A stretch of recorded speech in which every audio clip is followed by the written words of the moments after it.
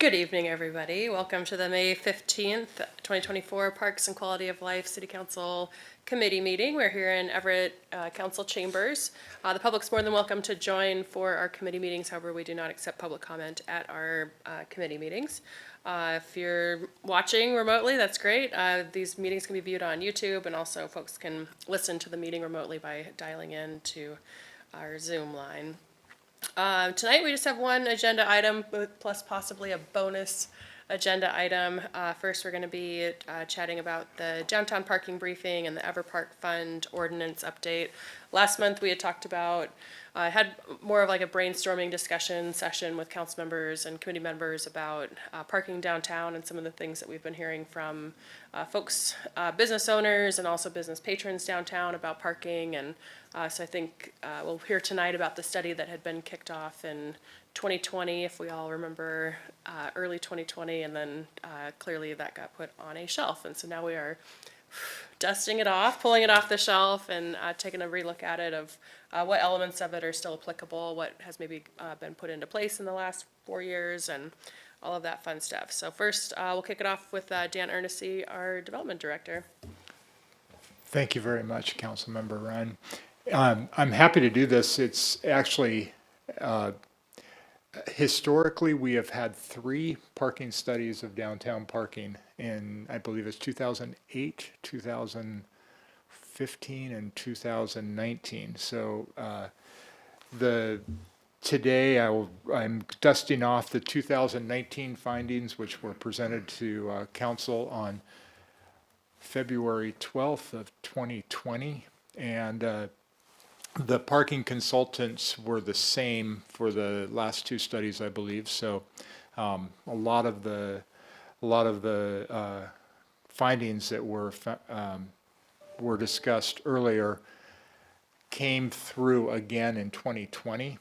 And so mostly this is just a refresher, and probably it's much better to go back and watch the whole presentation by the people who are the professionals. But I thought, just for context, the project goals were to expand. They expanded the study area from previous studies to the Metro Everett plan boundaries. They updated the parking utilization levels. They evaluated street parking supply and demand. They updated the parking strategies, and they really tried to build community understanding consensus for the solutions. Parking is one of those issues that can be very, very contentious, and there can be a couple really good answers to the same question that are you have one person saying, I'm a business owner, I really need to park in front of my business to make it work, and the parking consultants can be saying, well, aren't those for your customers, and don't you want that to be like that? And so there's a lot of discussion, and it came through in the studies, but mainly it was in 2019 we really spent time to make sure that we were talking with a broad cross-section of the people in the downtown core and the businesses, and especially with the Downtown Everett Association, which has been our partner throughout this. Liz Stanning is here this afternoon, and she'll provide color commentary as we go through, and maybe some updates on things that they've been doing together with us as well as on their own. Basically, in the downtown core, there are about 3.5 times more off-street stalls than there are on-street stalls. So a couple thousand on-street stalls and about 7,000 roughly off-street stalls. That number has changed since they did the count in March of 2019, some, but not a lot. Imagine Children's Museum built their expansion and took out some stalls there. The YMCA parking lot was redeveloped into the Nimbus parking, but then they knocked down, they added parking underneath their building, and there was some parking across the street. So I have the exact numbers here, which aren't exact anymore, but they are helpful. There are 3 major garages Two are publicly owned. They are the Snohomish County Garage, which is the largest. I believe it's over 800 stalls. Everpark is about 600 stalls, and then Funko, 500 stalls at Everpark, and then Funko has a garage too, which is above the Key Bank. So, not sure if you know the answer to this question, but for a city our size, how does this number of stalls kind of correlate with a city of our size and a downtown core of our size? Do we have more parking than other cities, less parking, about the same? That's a great question. Liz, do you know the answer? You got to push your button and. That's a good question, and I feel like there was something in the study that was comparing other cities, but I don't recall if it was the actual street or Yeah. off-street parking. That's a good question to find out. Yeah, I can get back to you on that. I'm sorry, I don't know that. We both watched the presentation a couple times again, and I looked at the study, and nothing jumped out that it was radically different. Other things, our enforcement was way lower at the time, and so part of it was to up the enforcement, which we have done since that time. But I remember that we had, per 1,000 people or whatever it was, we had real different. So I mentioned that we tried to get a broad cross-section of users. You'll see from this graph, for our survey, we got over 600 responses, which I think they all felt very, very happy about. Half of those were people who were, I would say, visitors to downtown more, the shop and diners in downtown. 15.5% were other, which might have been anything, I guess. And then a lot of the others were residents, employees, property owners, and business owners and operators in downtown. So a good mix, probably not dissimilar from those who are actually using the parking. There were many thoughts that came out of the study, and like I said, I'm not trying to do the whole study, but I know last month employee parking was one of the issues that came up, and that was something that was documented in the 2019-2020 study. And as you know, but I'll just say for the sake of anybody who might be listening, right now we have 90-minute downtown parking. It is free, and so you get a ticket if the enforcer comes around, chalks your tires, which we are doing again now, and then comes back 90 minutes later and sees that you haven't moved. And that's when, so that would be the basic mechanics. There's also a way that they can take your photo of your license plate and do a number of different things and find it out that way too. It tends to be a little bit more time consuming. Councilmember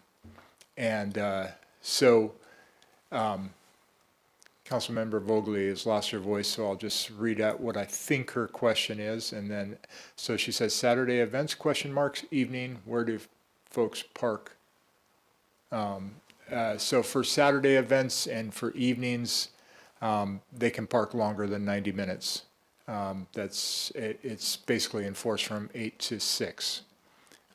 And Monday through Friday, yeah.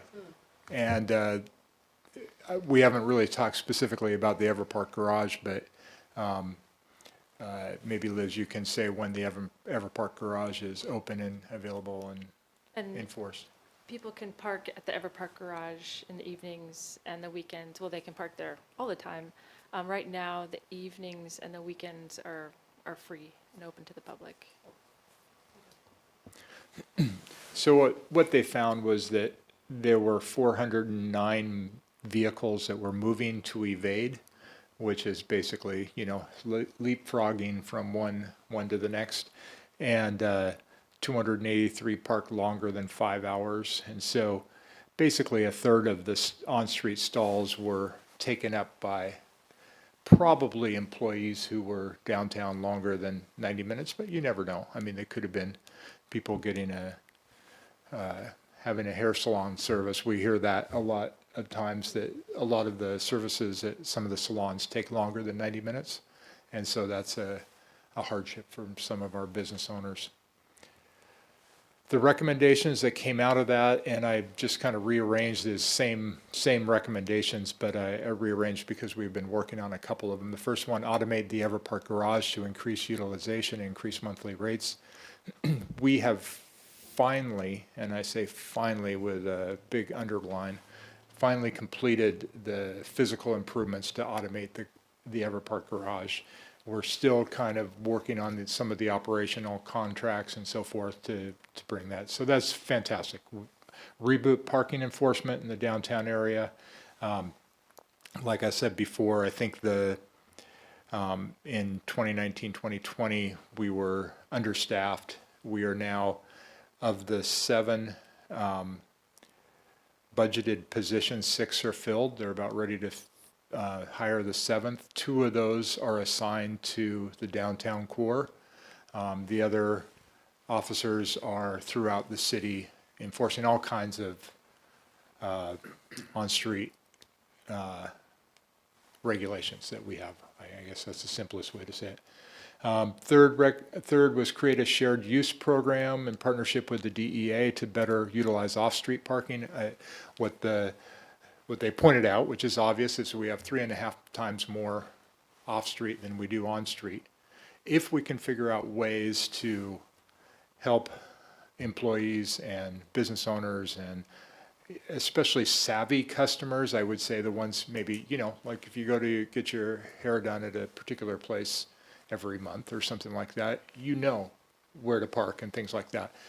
But leave the on-street for those who are visitors, who are, customers running in for different things.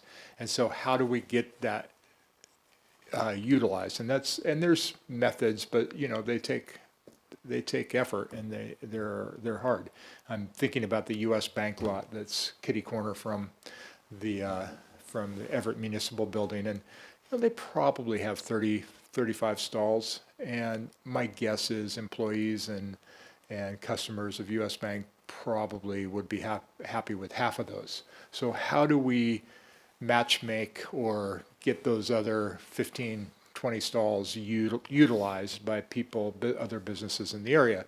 As you know, we have a great walkable historic downtown, which was built largely without parking for sometimes off the alley there's some, but a lot of those businesses on Hewitt don't have any parking that came with their building. And so we have to do something like that to increase the utilization. The last one on this page is improve standardized parking signage and wayfinding for event goers and visitors. I think that's pretty self-explanatory, especially getting them to the big parking garages and off-street lots that are available. Extend enforcement to include Saturdays. They found in their studies, and I didn't include this, but that Saturdays are actually a really busy day for Everett. Their counts were done in June, and I will say, that June is busy here.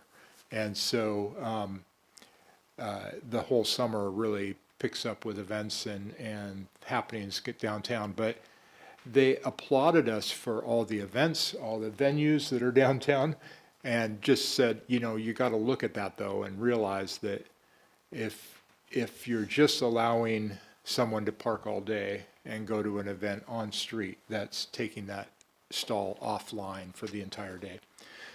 Yeah, Liz, please. I just wanted to add that I went back and listened to that council meeting, which was interesting because it was February 2020.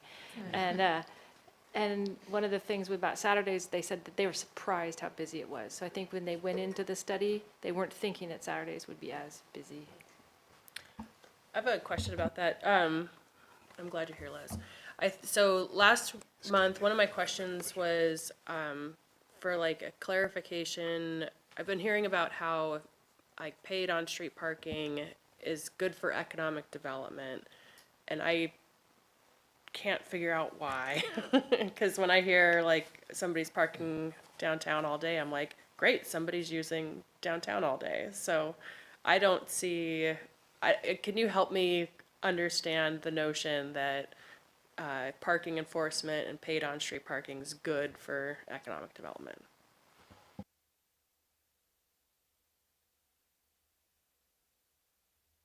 All right, I'll try. So I have a little bit of background in parking with urban planning and actually reading about parking, paid parking. So I think the theory is that if you have a supply and it's limited, and if it's free or open or there's no real limits to it, then you can get people parking for like a long stretch of time. So if you have a block face, the ideal is to have 85% occupancy on a block face. Then you'd have some turnover. So the turnover is what's allowing people to come park and go to a business and frequent the businesses. But if you had residents and employees parking in a more of an urban core for long stretches of time, that's when people like my mom would say, I don't go to downtown Everett because I can't find parking and it's difficult for me to walk 3 blocks. So I think it's just that turnover is what's important. And the paid parking is what helps to get you to like the right flow of that turnover. And feel free to add more to that. Yeah, I mean, that's exactly right. I would say from my background in real estate development that the retailers were extremely sensitive to parking, and they could predict sales based on the number of parking stalls, and they also could predict how much other tenants would affect their parking and how much it would reduce their sales revenue. So it was I won't say it was a complete science that was infallible, but they'd get very worried, for example, if a theater was next door that wasn't had enough parking, because those people would go to a theater, stay for 3 hours or whatever. They were very worried about if there was a health club, workout facility, because again, those people stay for a long time. A typical turnover at a grocery store is anywhere from about 15 minutes to 30 minutes on average.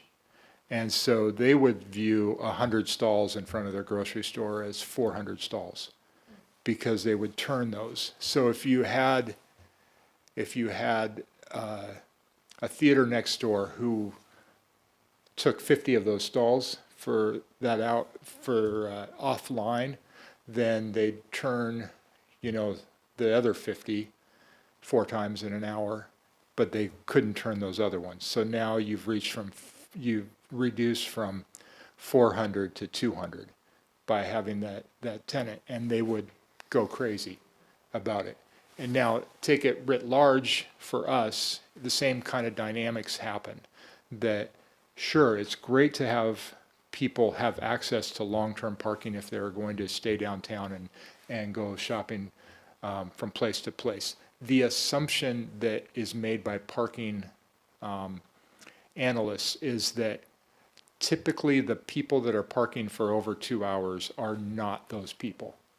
They are the employees or the business owners who are working there. Now, are they ever wrong about that? Of course they are. If somebody comes down and shops or, goes to Sorticulture or whatever the event is, and they're popping around and they stay for 6 hours and they have the best time in downtown ever.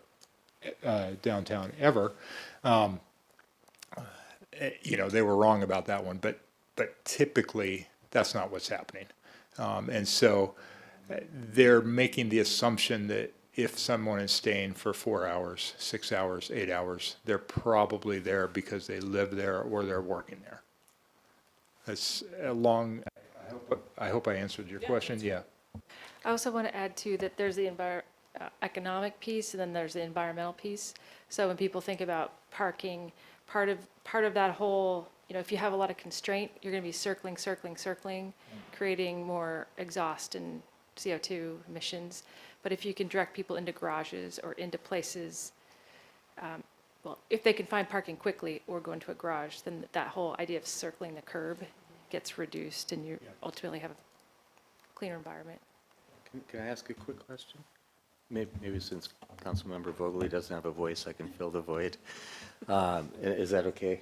Yeah, go Councilmember? ahead. Okay. Yeah. First of all, just a comment. I'm glad to see they're looking at Saturdays as somebody who lives close to downtown and sadly comes to work quite often on Saturdays. I don't live quite as close as Councilmember Ryan does, I don't think, but Saturdays are tight, so I think that's great that they're looking at that. But my question is, going back a slide, how does automating the Ever Park garage increase utilization and rates? Maybe that's obvious to everyone else, but it didn't strike me as obvious. The, as I remember, and I'm going back in the time machine, pre-COVID time machine, but I worked on this pretty hard, and it allows you to sell to the very, the actual limits of how many stalls that you have, where it keeps better track, basically, of who's coming and going. And it's difficult for someone sitting at the turnstile to keep that good a track. So that's part of it. You can oversell for monthly parking easier, and it also allows you to adjust in the same way as Uber and other things do for surge pricing. You can set different rates more easily when demand is high. So those are just some of the things that they had mentioned. And so it sounds like we want the stalls on the street to turn over more, so utilization of the shared lots would be helpful, and some of the parking garage lots too, which brings me to Councilmember Vogely's question, which is the Snohomish County parking lot, the one that's across the street from the street level one, across the street from the courthouse, available for others to use? I don't really have the answer to that, and that's something that we're trying to get to the bottom of. You may have more recent information, Dan, but what we've been seeing is that lot is fairly large and it's fairly unused. We are trying to figure out if it's available to monthly parking, whether it's for employees or residents, because I think that would be really, really helpful, particularly for those historic buildings and with the arena and those big surges of crowds. Yeah, It is available for special events like the Silver Tips. I see people flowing in and out of there during Silver Tips games. Yeah, the lot that we're referring to was acquired by this Snohomish County when they were anticipating building a new facility on there. After that, they decided to expand on their current footprint, and that project is done and dusted. And in my opinion, it may be a temporary solution to some parking needs downtown, but ultimately, I don't want it to be just a vacant surface lot in the downtown core. We'd like it to be back in the private hands unless Snohomish County has another use for it. So I've been encouraging them to look at getting that sold to the private sector and redeveloped. And so far, that particular initiative is just kind of like stalled. I haven't pulled the right levers, I guess, for lack of a better way to say it. But yeah, right now we're trying to get in touch with them about possibly utilizing that, and that would be like one of those shared parking solutions that, frankly, Liz has so much on her plate, and they do so much for the downtown core that this is another thing that doing the shared parking initiatives, but at the same time, something that's necessary, and we have some business owners in those areas that really need it. So, and residents. The Hodge building doesn't come with a lot of parking either. So, yeah. And I was going to say about around the shared parking program, there's lots of different ways to slice it and dice it, but I think at the minimum, to have a really good either website or flyer or something that's explaining to both visitors and people who want to pay for monthly parking and park somewhere, like this is what's available. And that's something we're looking into, like getting just better resources out there. Mm-hmm.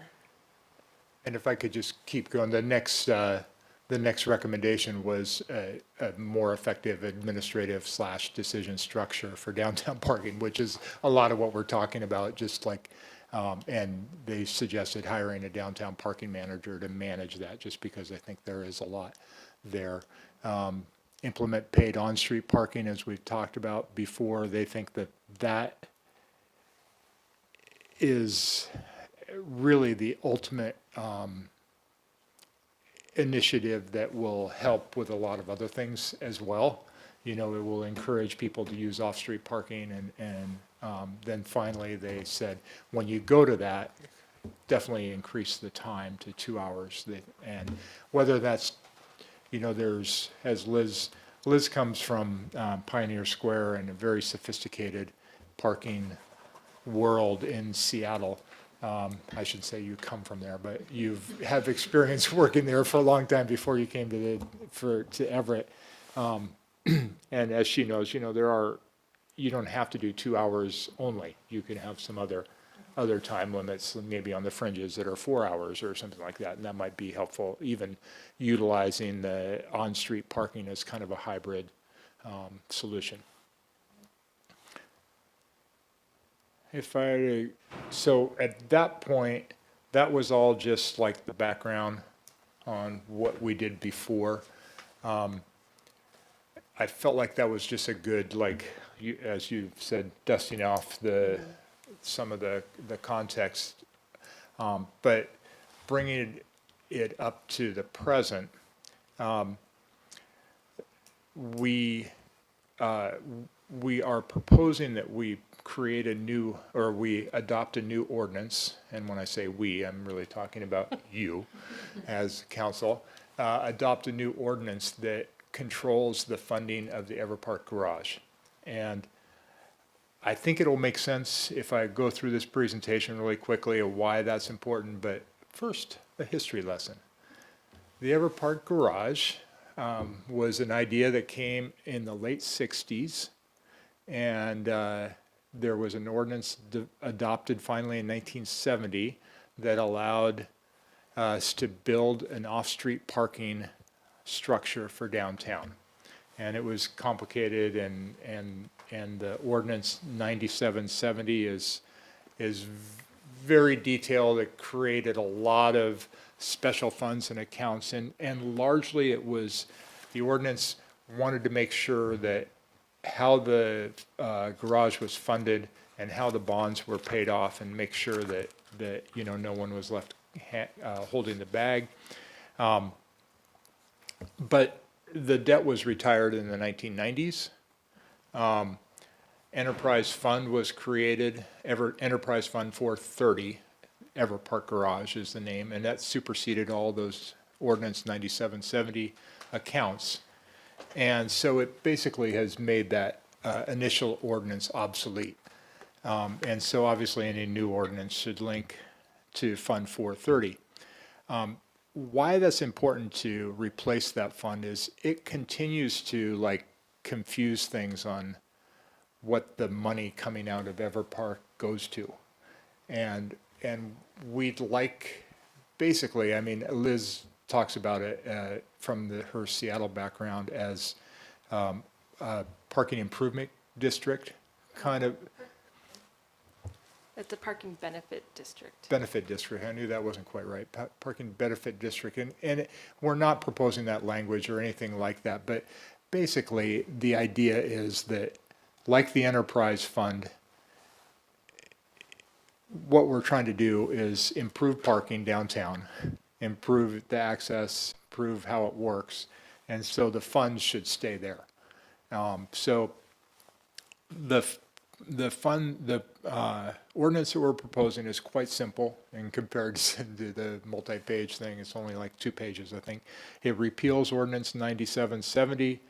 It establishes the real clear priority for that fund of operation, maintenance, repair, and capital improvements of Everpark Garage. So that has to be there, because we don't want the garage to fall into disrepair or not be able to be fixed. One of the funniest things about Ordinance 9770 was it required reserves fund of $67,000 and some change, which when that you think about, is exactly right. It's just, you could hardly like clear your throat for $67,000 now. So surplus funds though, and this is I guess the improvement to the ordinance is that surplus funds can also be used to improve downtown parking. And that improved downtown parking, and I put it in quotes, is the same purpose that EverPark was built for. And on-street parking and or publicly owned off-street parking are what we're talking about. We're not talking about private off-street parking, for example. So publicly owned property. And the downtown we define as where 90-minute, where we currently are enforcing some of the areas of 90-minute RPZ zones, residential parking zones, and some of it is kind of more traditional downtown. But the area is from Broadway on the east, West Marine View Drive on the west, 25th Street on the north, which borders the high school, and goes down to 32nd Street, which is a block south of Pacific on the south. So you can see EverPark is roughly in the geometric center of that area, and that's right now where our parking is. So it's pretty straightforward block. The EverPark garage, Councilmember Vogel has asked, did we just repair it in the last 4 years? Yeah, it's been kind of an ongoing effort, and we've done quite a few repairs. There's quite a few other projects that we have on our list, and so that, you know, that's kind of an ongoing thing. There's nothing terribly urgent at this point. The automation of the garage and some of the work that was done recently was pretty significant. And so at this time, there's over $3 million in Fund 430 that we think is adequate for the short-term need. And as I was going to say, after budgeting for the maintenance, a limited amount of funds are likely to be available to improve downtown parking. And some of these initiatives that we've talked about before will guide what we push forward. But this gives us at least an enterprise fund, so it's not affecting the general fund. We don't want the general fund to be used ever for having to fix the EverPark garage, for example. That would be a nightmare.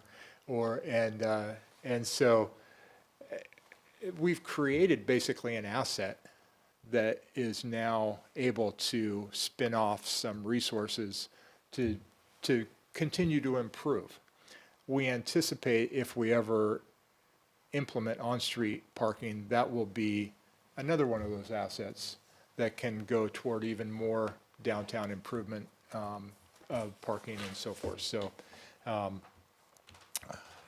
our anticipation, again, the third point I make is the city will closely collaborate with the downtown stakeholders, especially the Downtown Everett Association. They've been great. But progress will be very slow and very steady. You know, we just continue to make sure that we're interacting very closely with the business owners and the residents and the employees. And obviously, it's, as you said, you know, there's people feel passionate about their parking, so it's an important thing.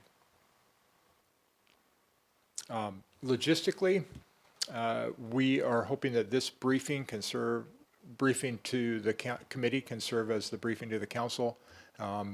Obviously, the other council members have access to this recording.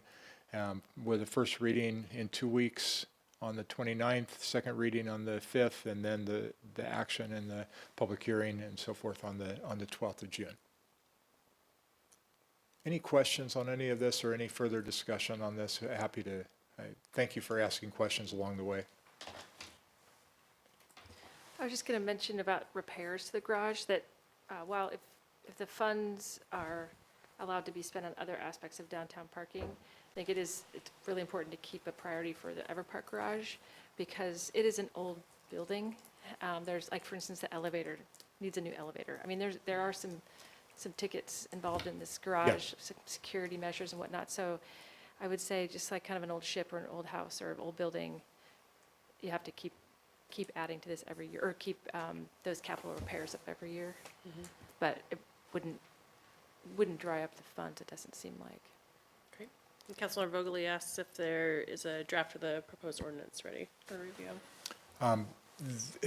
I did not bring it with me this afternoon, but I put it in the folder for Jennifer to review I can, for the 29th. yeah, I can email it to the committee. Yeah. I'm sorry, I don't know why I didn't just send it to you in the first place. That was my... And is this the first we're hearing of it, of Fund 430, I mean, of the ordinance? Yes, this is the briefing that, but the first reading will not be for 2 weeks.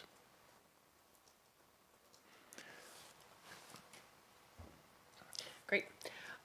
So some of I'd mentioned this last month as well. Glad to see the study, the third iteration of the study being dusted off and having it all looked at again.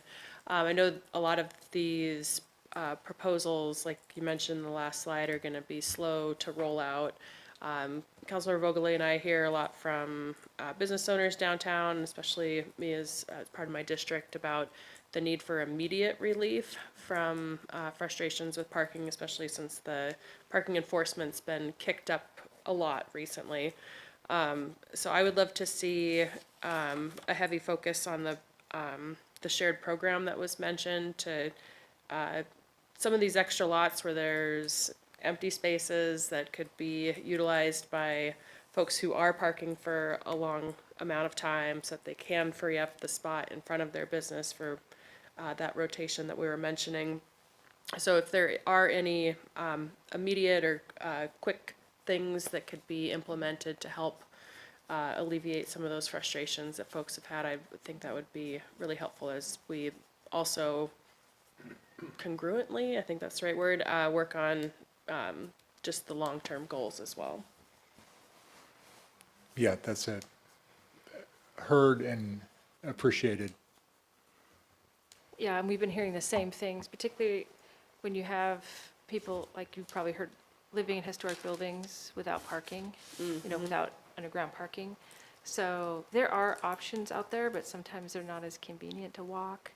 But like there's some of these lots that could be really good potentials that we'll be investigating. I think the city's investigating, but definitely been hearing a lot about that. And Councilmember Vogely points out that, could there be permits for individual circumstances? And I think, we want to be that Goldilocks city that's big enough to have the big city amenities, but small enough to have individual attention paid to situations. So yeah, I think that's totally appropriate. I think that, as the parking consultant pointed out, it's not really in anybody's wheelhouse, and so because of that, we don't have a real easy way of like saying, okay, there's a special request, here's our process for issuing or not issuing that. We do that, for example, for special events. We have a very cross-departmental, cross-city process to deal with the county and deal, when we have somebody come in, I want to do a bike race around downtown.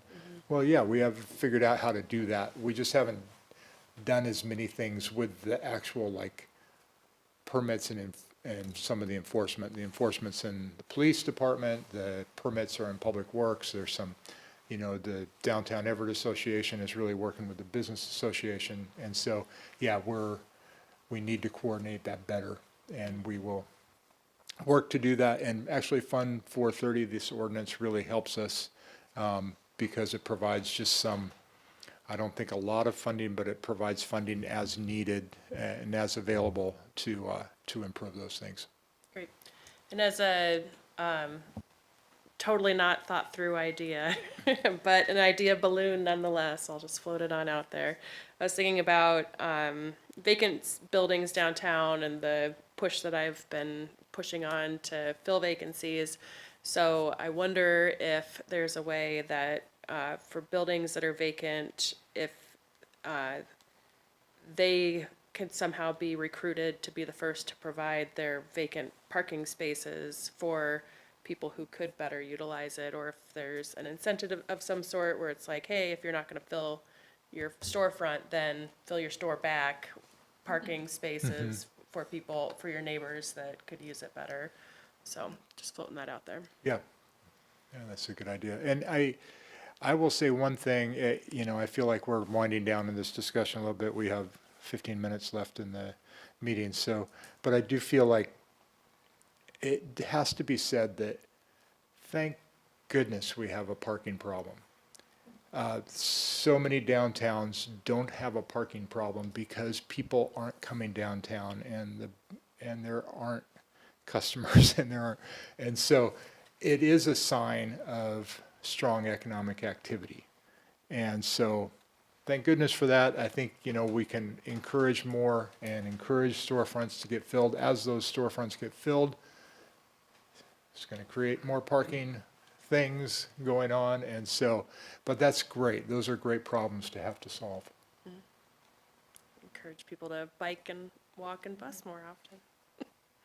I also want to point out that the other thing that happens over time, fairly obvious, but that when you have surface parking lots that start to get redeveloped, then over time your constraint gets smaller and smaller. And we really saw that a lot in Pioneer Square when I worked there, because when I first started, there were, let's say, several parking lots, and there were street parking in different places, and then you have the viaduct come down, all that parking goes away, and then you have multiple lots go away, and so then it became more and more important for people to take the bus, transit, or find some kind of garage to go into.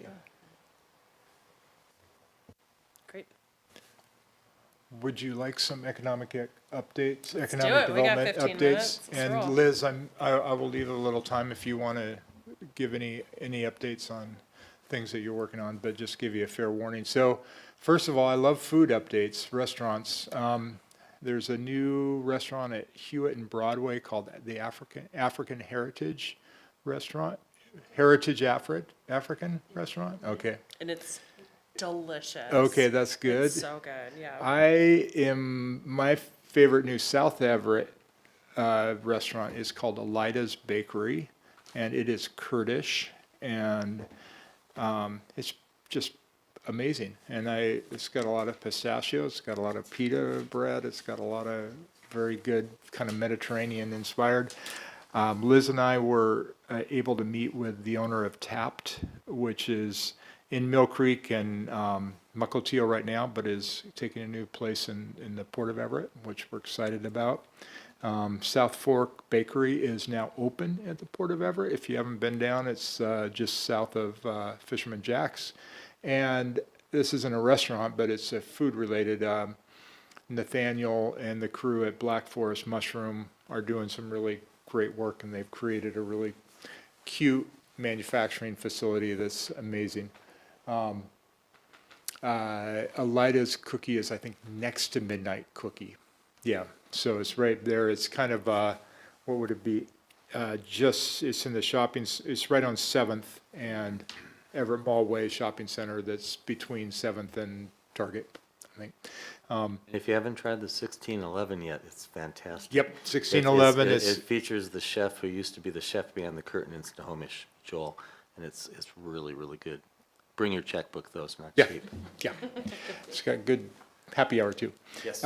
Trader Joe's, I talked to the captain of Trader Joe's a couple times, and they're very, very enthusiastic about their move from their location on the north side of Everett Mall Way to the Everett Mall, redeveloping property. And I have had maybe 5 people just personally volunteer without us even talking about Trader Joe's, how great it is to have parking, which is nice. So there you go, parking.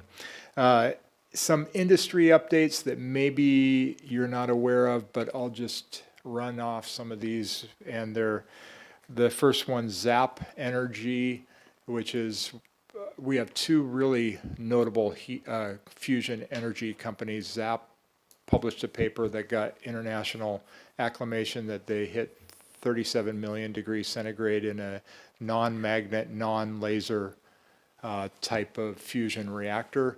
And I talked to the owner, I congratulated on it, and he goes, oh, that report's been on my desk for a couple years, and I just finally got it published. And so that was apparently old news to them. So they've way beyond that, so good for them. Helion is doing great. They hope to turn on their Polaris power generator this year, which is a prototype for one that they sold, that they are in agreement with Microsoft to run a data center, and a steel company, I think it's called Nucor, to run that steel company that runs on electricity. Helion's program is interesting because the fusion creates, the power generator they have creates electricity directly, which is really fascinating.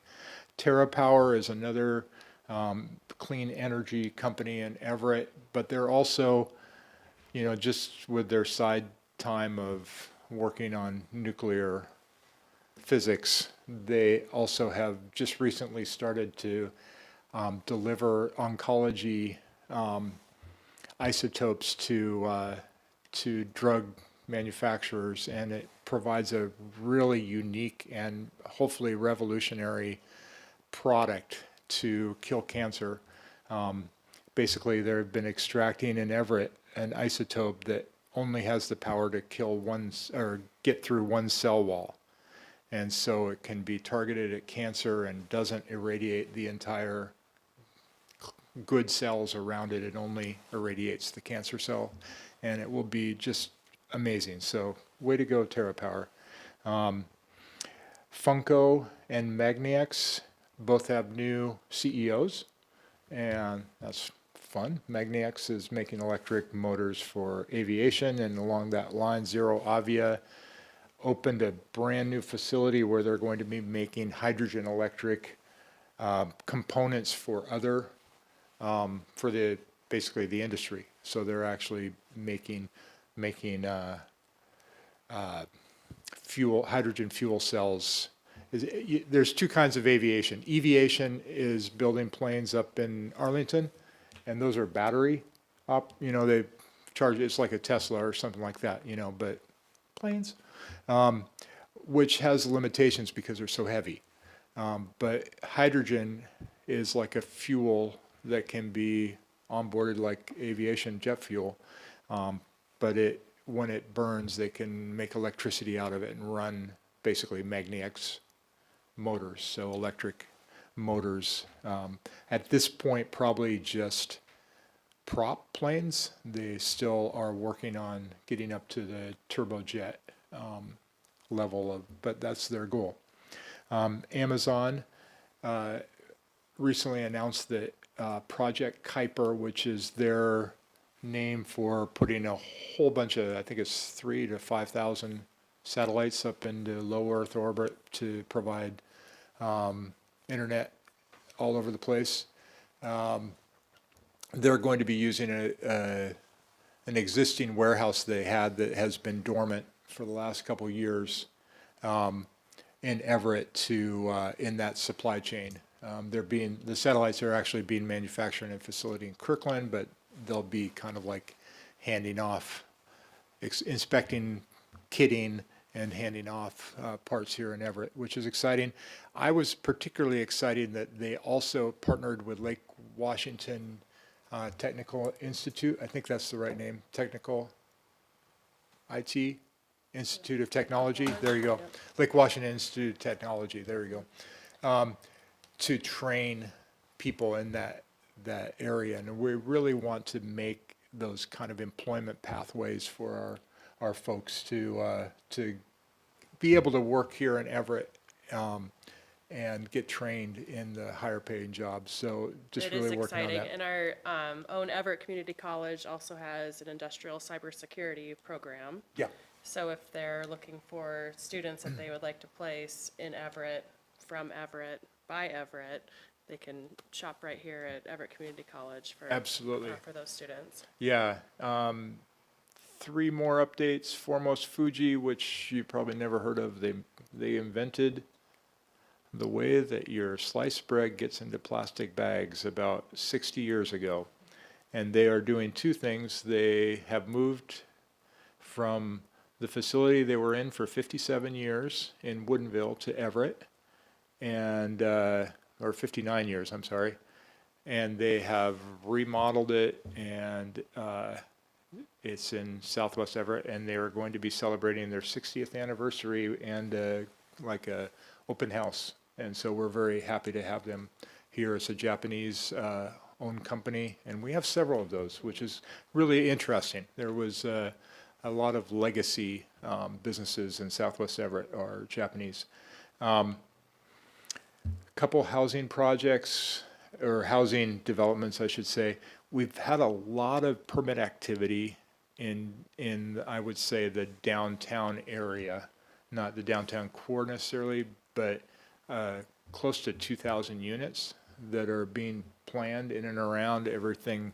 There's one project that is as far as the bookends, what I call Waterfront Place at the port and Riverfront are kind of the bookends of downtown. And then those 2 probably account for 600-800, and then over 1,000 in what I would say more of the downtown core. A lot of them on the south side of Pacific, and just along Pacific, and it's very exciting. At the same time, I'm really anxious to encourage more development in South Everett. And right now, we have Four Corners that's finished up, but that's the latest and greatest. There's one that's right outside of Everett down by Home Depot that Devco has produced, but as you know, that's outside of our city limits. And there's a single family development subdivision of a couple dozen homes right behind Target that it was an old church property that's kind of hidden back there, and they're coming along really nicely. It's worth checking out, but that's kind of a nice for sale project. We hardly ever get those just because we're so built out, but that's kind of nice. So I left you not that much time, but you have 6 minutes, Liz, for anything you want to say. And don't forget Sorticulture. I should have been writing things down, it's just a few things in my head. So I don't know if anyone has been to Obsidian Beer Hall. So that is located in the old Toggle space. The owner, Craig, is fantastic, and I think it's one of the few Black-owned craft brew pubs in the whole state. So definitely check out Obsidian. You mentioned Heritage.